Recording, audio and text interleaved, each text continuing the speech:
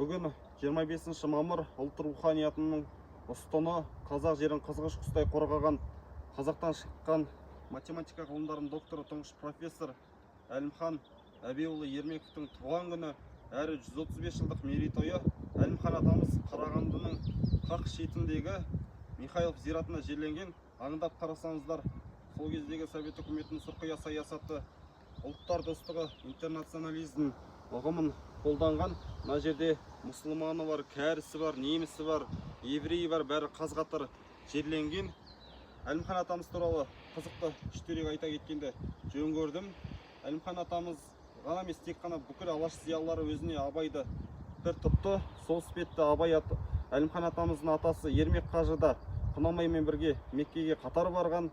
Әрі соның құрметіне Әлімхан атамыз өзінің ұлының атын Абайдың ұлымен аттас қылып Мағауия деп қойған. Екіншіден, 1917 жылы Әлімхан атамыз Томск университетінде 5-ші курс студенті болып жүрген өзінде ақ Алашорда үкіметінің құрылуына тікелей атсалысып, Алаш партиясының құрылуына атсалысып министр болған. Үшінші бір дерек, 1920 жылы қазақ АКСР-дің жер шекарасын белгілеу туралы Лениннің декретіне 27 жасында қатысып, бүгінгі қазақ шекарасын бекітіп, бізге аманаттап кетті.